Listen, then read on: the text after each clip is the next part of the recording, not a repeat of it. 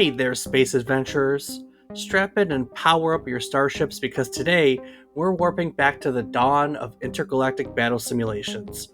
Imagine, if you will, a world where video games are still in their infancy, a canvas of black and green, where pixels were prized treasures, and the sound of a blip meant you were on the cutting edge of technology. This was the era of arcade dominance, of Pong and Space Invaders, where every beep and pixelated alien was a portal to another world. But among the stars of the gaming galaxy, one game dared to venture further, to push the boundaries of what a personal computer could do with the gaming experience. That game was Star Raiders. Released in 1980 for the Atari 8-bit computers, it wasn't just a game. It was a revelation, a fully realized universe tucked into a floppy disk, inviting players to step into the boots of a starship pilot, navigating the vastness of space, engaging in dogfights with alien invaders, and managing their ship's energy and systems in a way that no game had offered before. And the mastermind behind this cosmic ballet? Doug Neubauer, an engineer turned game designer whose passion for space and programming skill combined to create not just a game, but a legend. Star Raiders was more than pixels on a screen, it was a door to the infinite, a simulation that brought the final frontier right into our living rooms. So grab your pilot helmets and join us as we ignite our thrusters and launch into the legend of Star Raiders and the incredible journey of its creator, Doug Neubauer. It's time to explore the game that transformed the stars into a playground for our imaginations and set the course for the future of space combat simulators. Hold on tight, we're about to make the jump to light speed on today's episode of A Trip Down Memory Card Lane.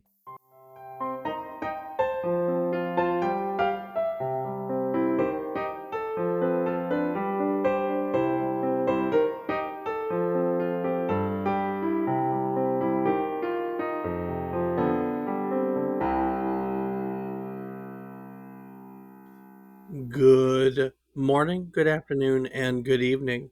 I hope these words find you well. Hello and welcome to the 185th episode of our video game history podcast, A Trip Down Memory Card Lane. Each week, we will tell you a story about one topic relevant to the current week in gaming history. It can be about a game, and likely the people who have created it. It can be about a gaming console, or the technology that allowed it to happen. More often than not, it's also about the companies that make it all happen. Our stories bring everything together. While bringing you each story, we hope to teach you something new about the topic, what it took from the world as its inspiration, or what it gave back to the world as its legacy. Today, we're zooming back to the cosmos of early gaming, focusing on Star Raiders, a title that transformed the Atari 8-bit computing line into a haven for space combat enthusiasts in March of 1980. I'm David Casson, and as always, I'm joined by my co-host, who's not only a legendary figure in podcasting, but he's also one of the most successful starfighters in the Atarian Federation. He's my brother, Rob Casson. Rob, with your impressive skills, I bet that the enemies still fear your name in those starry battlegrounds, right? So what was it like fighting out there? Well, Dave, there were only 8 bits, so not a whole lot. Okay. But, it was I don't know what I expected from you. That was not it, but, teach their own.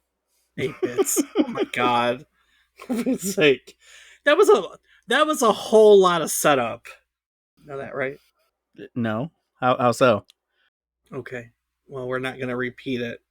So, I guess we can move on. All right. Highlights. Current week in gaming history. Hit it. All right, Dave. So starting off this week in gaming history on the 11th of March in 1995, Chrono Trigger releases in Japan.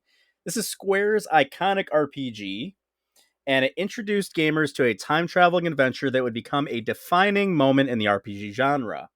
Its innovative gameplay mechanics, compelling story, and multiple endings have since cemented it as a classic. Yes, indeedy. We covered it back in, I want to say, episode 50. It was like a milestone episode because I was super excited for it.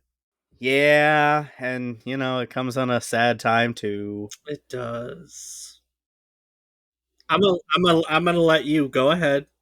Oh no, I mean, for anyone who doesn't know, the creator of Chrono Trigger we talked about, he passed away. Yes, the Toriyama. God, Akira Toriyama. That's exactly why I wanted you to be the one to say it. Oh I knew it. goodness, Akira Toriyama, who also made what? Rob, That one show that's really cool, Dragon Ball. Dragon Ball. That's the one.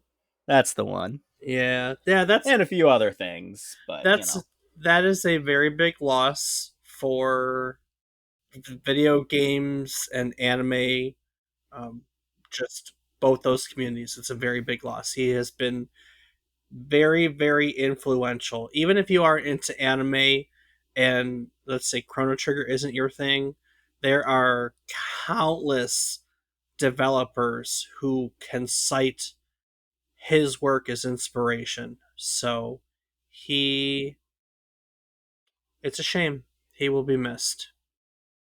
indeed. But if you want to learn more about Chrono Trigger and Akira Toriyama, go ahead and check out that episode that I'm sure Dave will have to later edit in which one it is. Good lord. I just realized that every single fact I laid out for you is March 11th. Yeah, crazy. Carry on. So, 24 years ago, on March 11th, 2000, Xbox Game Studio is debuted. Originally known as Game Studios, this division of Microsoft Core was unveiled, focusing on the development and publishing of video games specifically for the Xbox consoles, Yes. which marked a significant entry of the tech giant into the gaming industry landscape, So 24 years ago, Microsoft made their Xbox division basically for Xbox games specifically. which was a huge step forward. But, 2 years later, they were going to get beat, Dave. Were they? Oh, absolutely. Because in 2002, Mr. Mosquito buzzes onto the PlayStation 2 for North American gamers. This game celebrated for its innovative and quirky gameplay, blending stealth tactics with a humorous, lighthearted narrative. It And we talked is. about it back in episode 133, so go check it out. Yes, indeedy. Go check out Mr. Mosquito and some other weird games. 10 years ago in 2014, on March 11th, Titanfall launches. This was Respawn Entertainment's first person shooter, revolutionizing the genre with its fast paced, mech centered combat, seamlessly integrating agile pilot movement and massive Titan warfare in a dynamic multiplayer experience. Did you ever play through to the Titanfall games? I played one, wasn't totally into it, so that was it. That's sad because 2 was great. Well, I just couldn't. I didn't like one, so I don't think I ever bothered with two. But maybe I'll have to go and give it another try. And Nah. speaking of giving it another try, Dave, also 10 years ago, Dark Souls 2 launches. Hence why you didn't play Titanfall. Yeah, yeah, of course. I mean, come on, Dark Souls. Yeah. And for those that don't know, Dark Souls 2 is From Software's sequel to their cult classic Dark Souls. It intensifies the notoriously difficult and intricate world building of its predecessor, offering a relentless, unforgiving adventure in a vast, interconnected, dark fantasy universe. So if you like getting your butt kicked, go play it. If you don't like that, like Dave, well, it's probably not for you. True statement. And last up for this week, Dave, 9 years ago in 2015, Ori and the Blind Forest debuts. This critically acclaimed platformer by Moon Studios combines stunning visuals, fluid platforming mechanics, and a deeply emotional narrative, setting a new standard for the Metroidvania genre with its release. Yeah, they make me cry. They're great games. For sure. Ori's fantastic. Have you never played the Ori games? You don't. Not, no, You don't do. We've talked games. about this. Yeah, well, single player. A lot of single player. You're very much a multiplayer gamer. Yarp. So I mean the Ori, not only are the stories great, sad. I mean it's a very emotional game. but the platforming tight concept, like the way it does Metroidvania tight, like it's Ori's are fantastic games. If you're into any of those things, platformers, great stories, Metroidvania, you can not go wrong with either, because there's two now. Can't go wrong with either Ori title. But I'd suggest playing Blind Forest first, because it, yeah, I'd suggest playing them in order. So Yeah, go do the thing, I guess. go do the thing. I mean, there's a lot of This is a good week. Chrono Trigger and Mr. Mosquito, Titanfall, Dark Souls, Ori. It's a good week. A good week. It's a good day, Dave. Yeah, I mean, I did. I yeah, that was definitely a March twist. 11th is the gaming day, man. I mean, just banger after banger. Wonder how much I got right. They should all be right. What am I talking about? Anyway, we're not talking about those games today. Today we're talking about Star Raider. So, Star Raiders creator Doug Neubauer grew up enjoying games. But his childhood was the time before PlayStation, the time before Nintendo, even the time before Atari. I mean, we're going back. It was a time before there were even screens to play games on. He grew up in the era of mechanical coin operated games, pinball games and skee ball and that kind of stuff.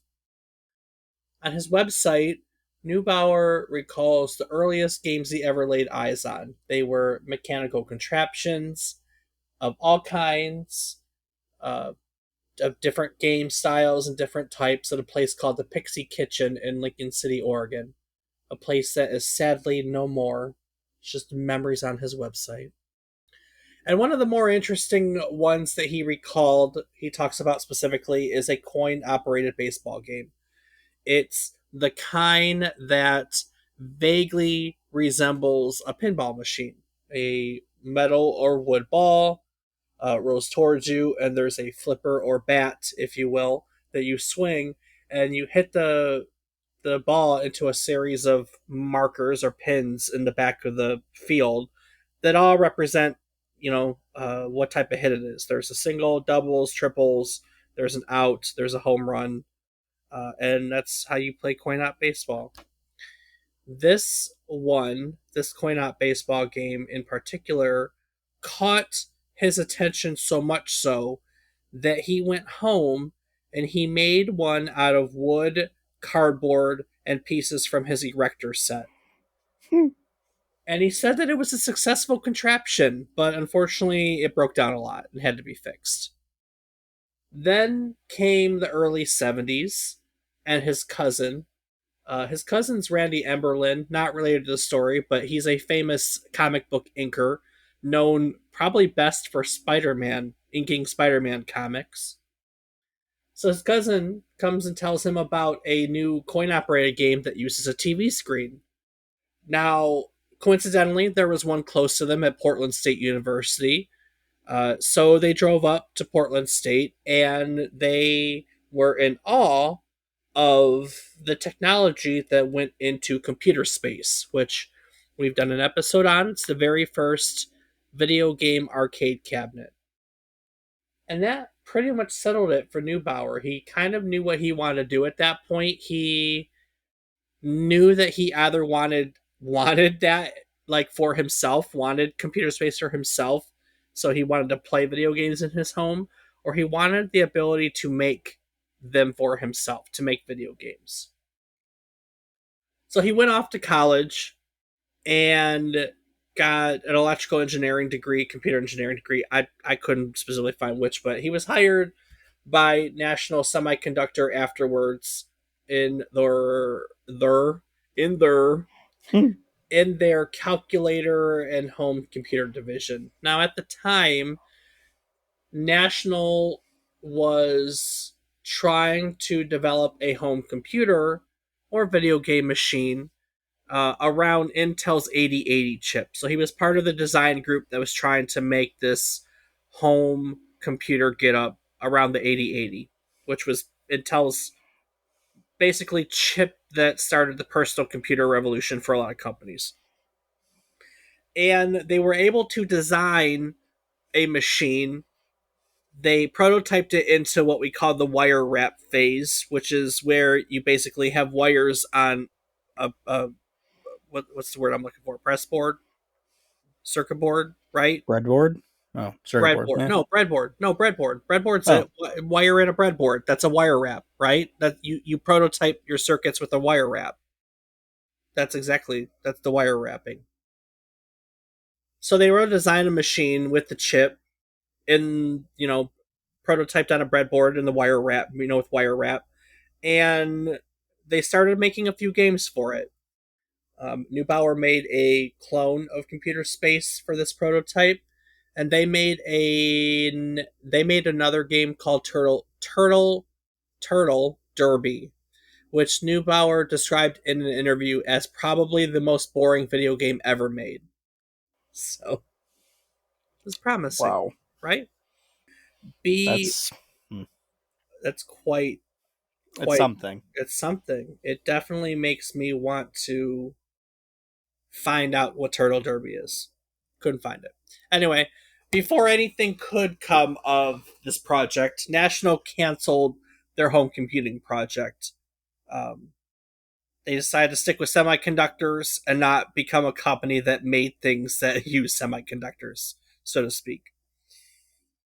And pretty much everybody that was working on that home computing project, Neubauer said, got hired on at Atari. So Neubauer himself was hired into Atari's chip design group.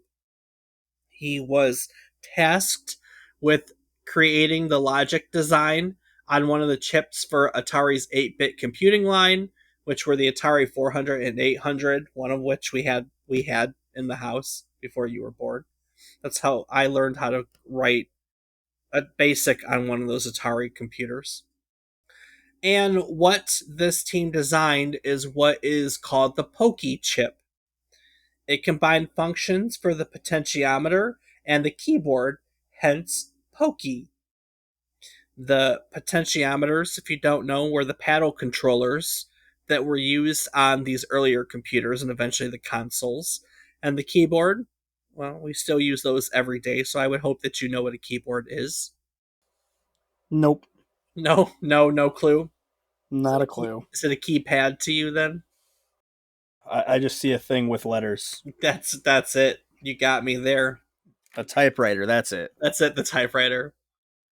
And aside from these functions, the potentiometer and the keyboard, Pokey chips were also designed to produce sound, to be capable of sound generation, and to be capable of generating pseudo random numbers.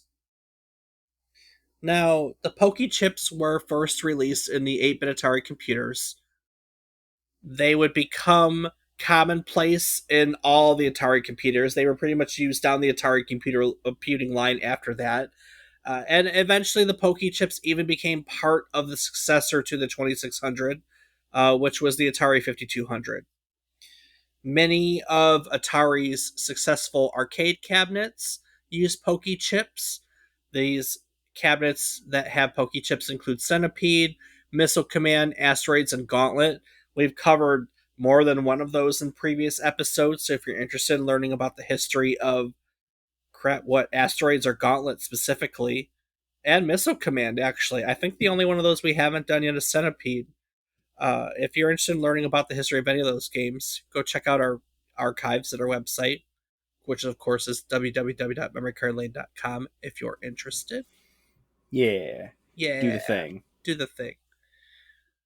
The Atari 7800 was actually designed in such a way so that game designers could add Pokey chips to the cartridges themselves, which would allow these games with the Pokey chips to have better sound than the sound chips that were built into the Atari 7800 itself.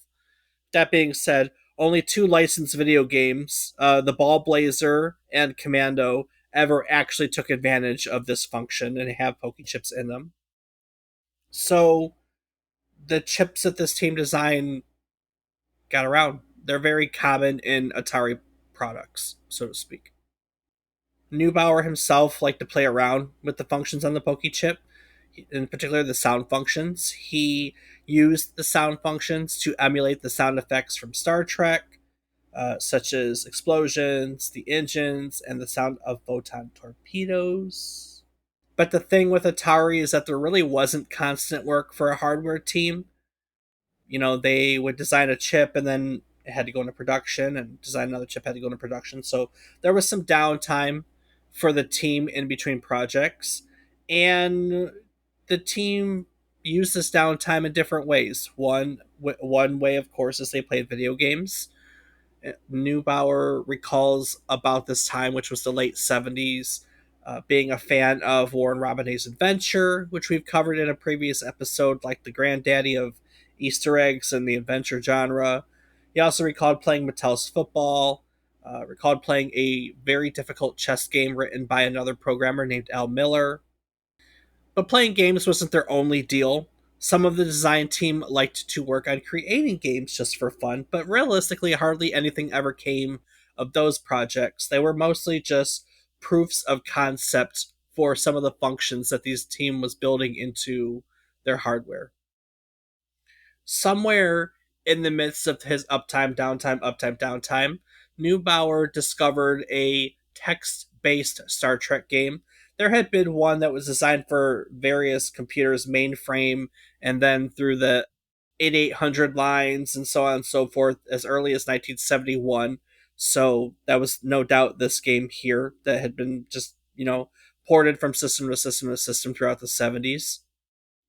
He remembered the game not being very much fun to play, but there was one aspect of it he was very intrigued about, and that was a galactic chart that was kind of used to show where the enemies were to navigate where you were needed in the solar system. And off of this concept, he began to envision a space game with 3D combat. He was inspired by Star Trek and Star Wars.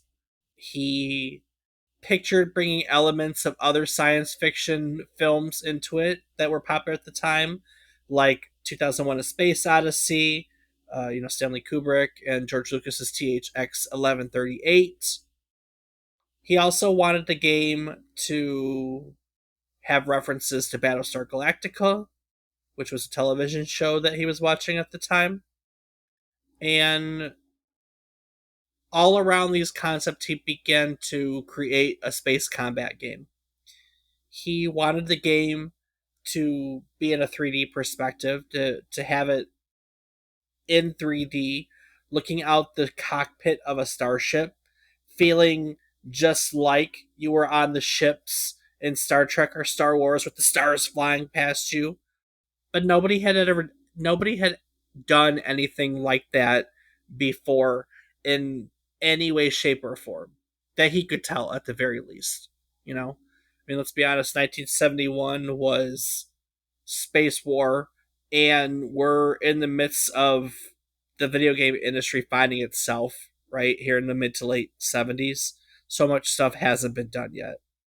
So he goes around through the Atari offices asking all his fellow team members and programmers and designers if anyone had made any algorithms for 3D motion, but he couldn't find anyone who had. So he played around with programming, and he spent weeks and weeks trying to trick his way into making 3D motion work. And then after trying and futile for a while on that, he finally decided that he was going to sit down with a pen and paper and work the trigonometry out on paper. And 10 minutes later, he had the formula. So Nice. And of course, once he accomplished motion, then he could develop a star field. Then he programmed explosions in. He wanted the explosions to be realistic and not like a cartoony explosion, which is what he had seen in pretty much every other game he had played. And he just worked his way through combat and enemies and making a galactic star map. And it just kind of trickled down as he went along. Much of the development process was just him figuring things out as he went. He was making it up. He was faking it till he made it. He didn't quite understand how to use the graphical abilities of the Atari computers, so he could only figure out how to make the screen display two enemies at once. When he originally designed the enemies, speaking of enemies, he somehow programmed them in a way where they basically only followed the pathing on the map.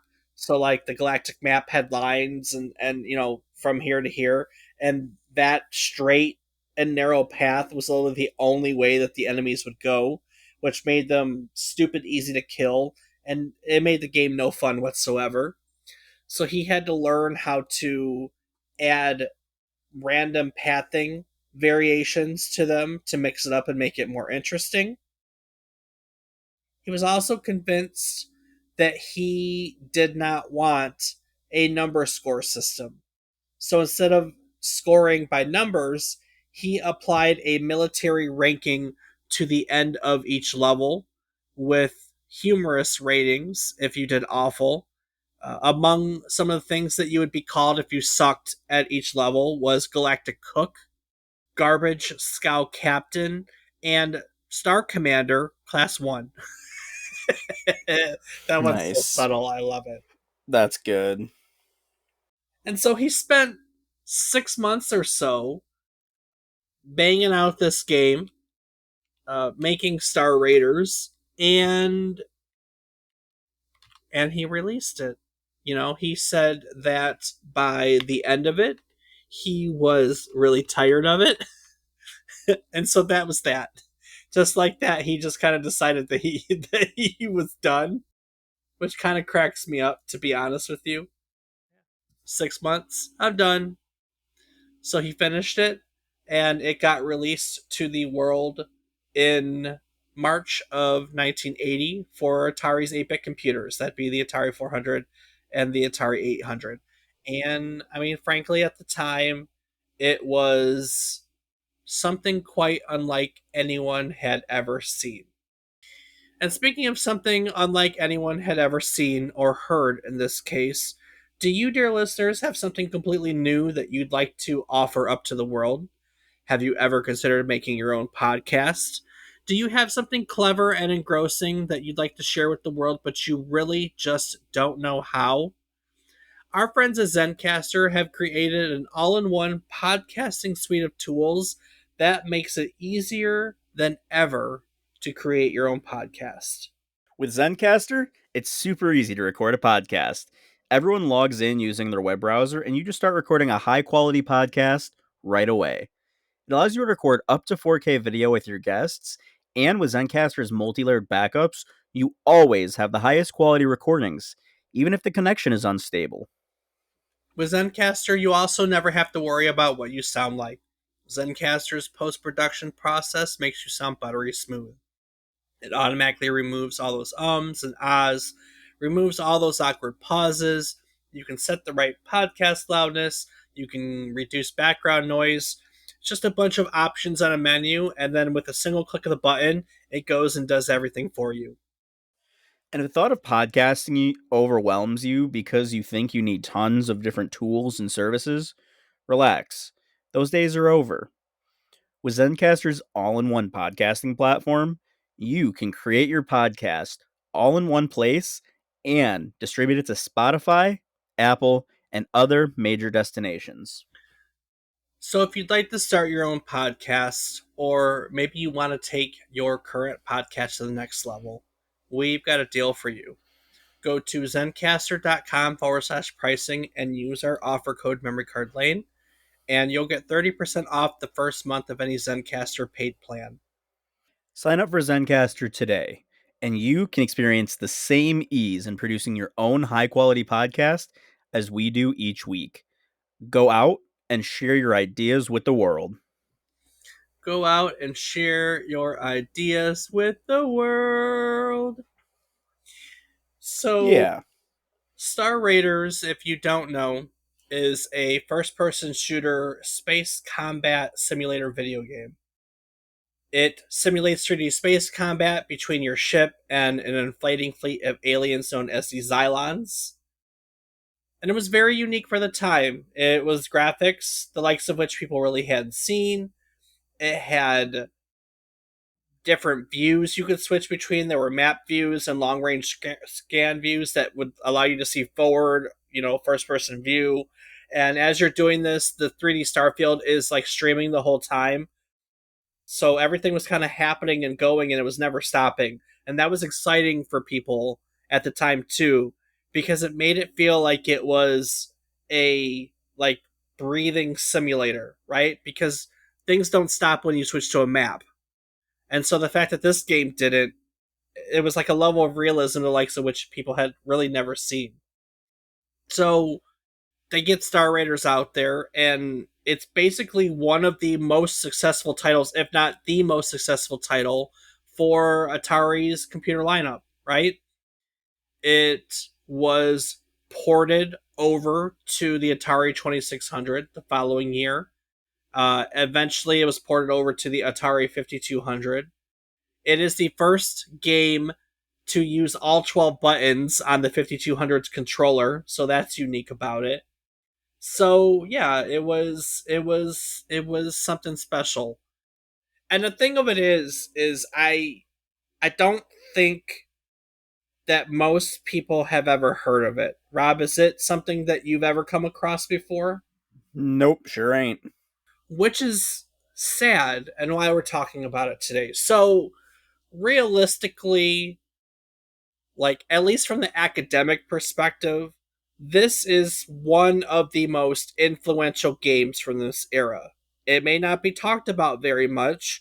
It's definitely, there are no Star Raiders anymore. There hasn't been another a game in this series in like 20 years, and even that one didn't do anything. But it's incredibly influential. Like I said, academically, it's talked about a lot. It's made it to back in 2007. Stanford University published their list of what they considered the 10 most important video games of all time, and this was number 2 on that list. So it was important to them at the time, definitely important to them at the time. And also in 2007, since we're on the year, totally lost my train of thought, but this is what I wanted. 2007 was a year that the Library of Congress wanted to start a game canon. That was, at the time, they had decided they were going to start a project to consciously start preserving video games, video game artifacts. They collect things around it, like the media. Now it's the books and the documentaries and stuff like that. They never really kept the game canon up per se. But what they did do in 2007 was they chose 10 games to be the start of the canon. These are 10 games that all represent the beginning of a genre that still exists in the gaming industry. 10 games that are incredibly influential, whose something about them has reverberated through the design of the entire industry. And Star Raiders here was one of those 10 titles. In terms of the space exploration or space combat, space simulation genre, Star Raider is the title that kind of started it all, per se. This first person cockpit space exploration type of game. Now, we've covered, in case you're curious, almost all of the other games that are included in the game canon. There are episodes on pretty much all of these in our archives if you'd like to check them out. Uh, the other games are Space War, which we vaguely talked about here. It inspired this game, so there you go. Zork, which we covered recently. Tetris, which we've covered before. SimCity, which we covered before. Super Mario Bros. 3, we have not done an episode on yet, but we have done an episode on Civilization, on Doom, and then oddly enough, not the last two. They also inserted Warcraft, the original Warcraft, which makes sense because WoW came from that, and WoW is probably one of the most popular games of all time.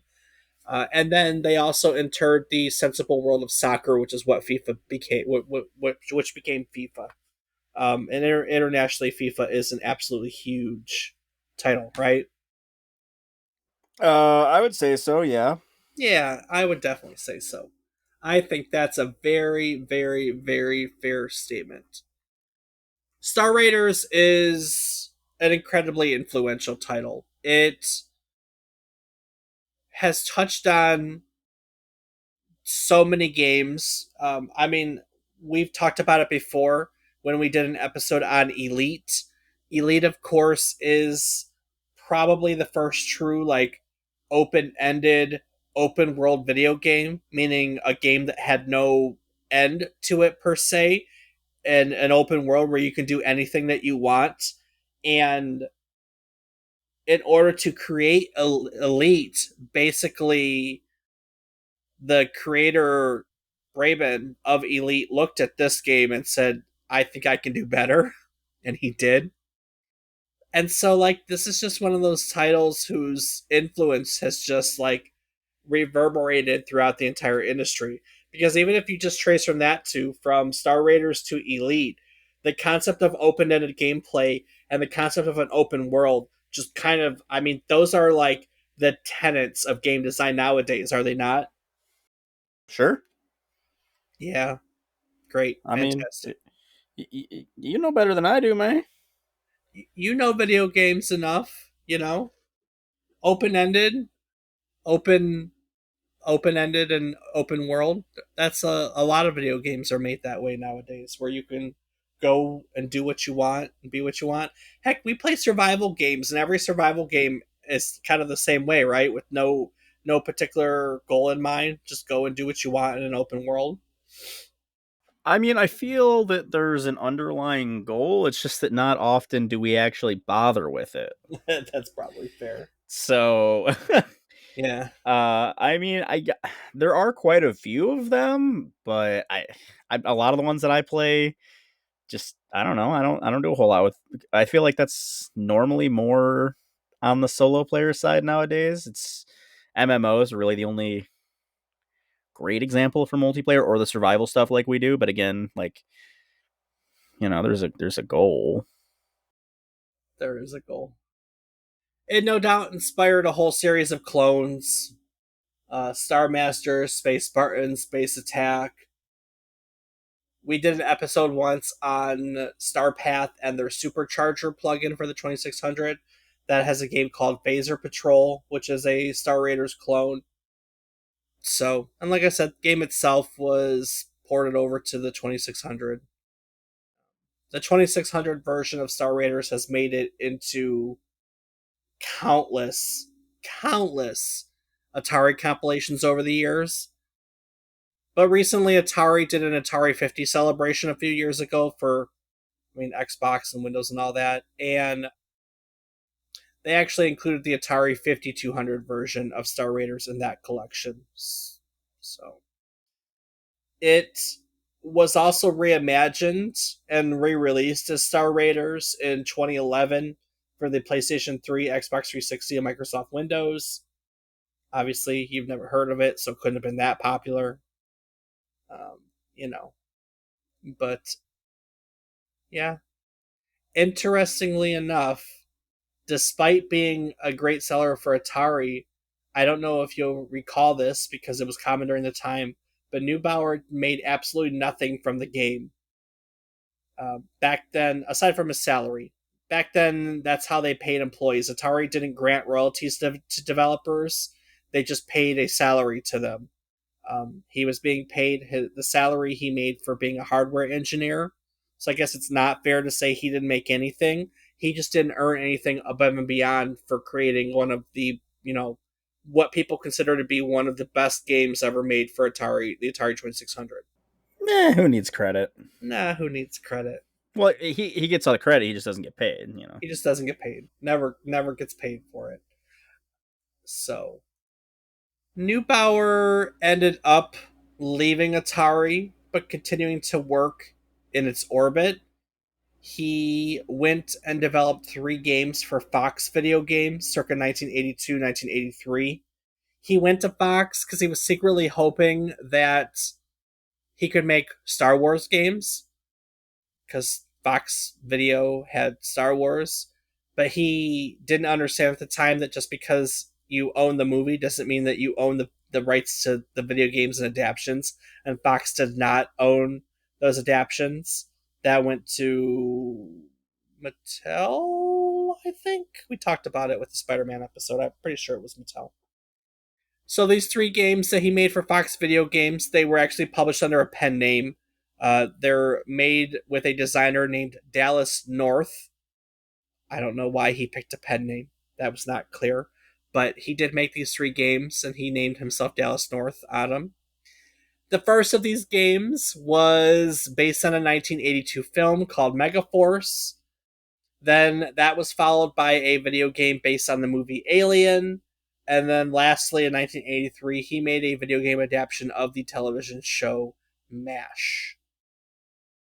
But for those of you that have been with us week after week after week, you know that 1983 was a particularly bad year for video games. The video game industry crashes, the video game industry is in shambles, and you know what was he going to do? Well, the answer was leaving Atari and going to do something else. Basically, he ended up becoming a hardware system designer for another company that had offices like 2 minutes down the road from Atari.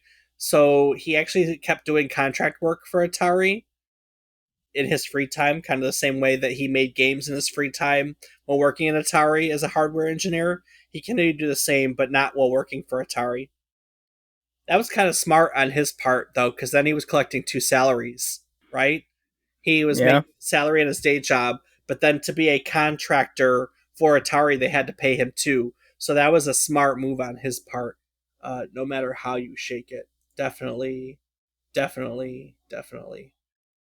But he kept working on video games through the crash. In 1984, he was still developing games. He was working on a game based on the last Starfighter film.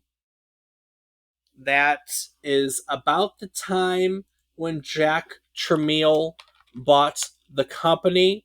Now, we've had that discussion before. When we talked about that the first time, when we did our episode on the Sword Quest series, Sword Quest series. Don't know why I can't get that out. No idea, Dave. But the Sword Quest is fun. That's the one with the pimp cup that we like to talk about all the time. It was indeed a sweet cup. It was a bling bling pimp cup that people could win. It was a Sword Quest. Atari did this whole competition around the Sword Quest. You could find the answers to like these puzzles in the game and send in your entry, and then like all the winners were brought together and competed, and the person who won physical representation of the game, like a jewel encrusted sword or a jewel encrusted chalice. There was all these fun things. But if there's anything to learn that you'll learn in the episode, not to give too much of it away or spoiler alert, they never finished the competition. There was supposed to be a big prize at the end. They never finished it because Jack Tramiel bought Atari that was not doing good financially after the video game crash, and he shut down a lot of projects that he did not see as being fiscally responsible. Sword Quest was Womp one. womp. I know. Sword Quest was one of them, and this last Starfighter game was another. A few years later, though, 1986, Atari was doing better after Tramiel had kind of cut the fat, so to speak, and the Nintendo had kind of reinvigorated the video game industry. So Atari was like, oh, hey, look, people want to play video games again. Let's remodel the Atari 2600, which they did. They released like a smaller, sleeker version of the Atari 2600, and they re-released it. And they wanted to be able to put out new games because they were redesigning the 2600. So they went back to Doug Neubauer and they said, hey, about that last Starfighter game, you think we can finish that? Which he did. Except it didn't make much sense to tie it into a film that came out 2 years ago anymore. So they didn't make it as The Last Starfighter. Instead, it is a space combat video game published by Atari known as Solaris. It involves you seeking out the planet known as Solaris via your starship. You basically kind of explore, like, use a galactic scanner to explore contents of a map, and you get to explore Atari Federation planets to refuel your ship, and you engage in combat with none other than Xylons. So it sounds a lot like another version of Star Raiders, right? Yeah, definitely does.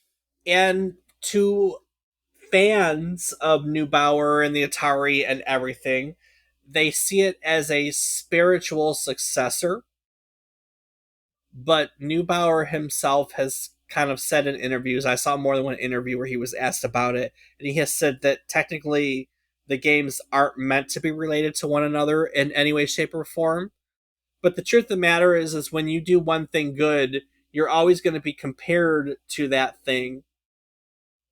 So not only did he get to kind of work on what he did with with Star Raiders and do better with it, but the art too. He went to his comic book inking cousin Randy Emberlin, and he said, "Help me with the art." So basically, everything that he did in Star Raiders, he did in Solaris, but it's better. It's every which way it's better. Not only that, but the technology had changed at the time. Solaris has double the RAM on the cartridge that Star Raiders had. And so, like, of course, you're going to be able to do more with more space, right? Right. Yeah, yeah, it's a given. So Solaris came out and everybody loved it. I mean, there's absolutely no doubt that everybody loved it. Basically, it is it's generally regarded as one of the best. Like, Star Raiders is probably one of the best popular games, but Solaris improved on it in every which way. So for a lot of people, Solaris was probably one of the most ambitious games for the Atari 2600. One of the best looking games. One of the games that has the best gameplay loop. I mean, literally, there's more than one review that I can pull up that says that Solaris has the best graphics out of any game on the Atari 2600. So he basically did. He basically took everything he learned from Star Raiders and he improved on it for Solaris here. I mean, it's pretty impressive, but Well, I you mean, know, Neubauer still liked. As funny as it sounds, everyone else liked Solaris, but Neubauer was still partial to Star Raiders. He felt that it had better gameplay. Solaris is not a 3D cockpit view; it's a scrolling view. So he liked the cockpit point of view more. He later said that, like, about his career in video game development, he thinks that the best games he ever did were ones he did for fun as opposed to money. So that probably, like, skews his judgment of his games a little bit, because technically Star Raiders was done in his downtime for fun when he had nothing to do as a hardware engineer. yeah. So, I mean, all in all, though, he this guy who hasn't done much since, which we'll talk about, made some of the best games for that genre, for that system. I mean, definitely the best game in the Atari 8-bit computers, and here's Solaris, that's typically regarded by some as one of the best games in the Atari 2600. From the technical standpoint, I think we can all argue that from the popularity standpoint, there are many, many other choices, better choices, like ports of Pac-Man and stuff like that, that have impacted culture more so now. But from the technical standpoint, this is it here, and you should probably know what it is if you're interested in anything academic video game wise. Right. So he did end up actually making a few more games for the Atari under contract in the late 80s, 88 and 89, which was, I mean, let's be honest, really long into the lifespan of the 2600.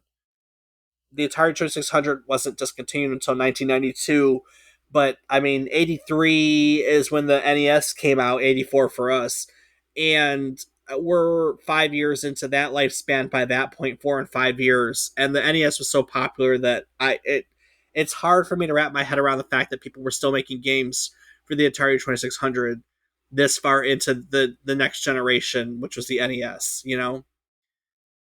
But they were. He ended up making Super Football in 88 and a game called Radar Lock in 89, both of which were published by Atari. And he did give it a go in terms of making games past the Atari era. At least he tried to. He actually started to develop a game for the Nintendo.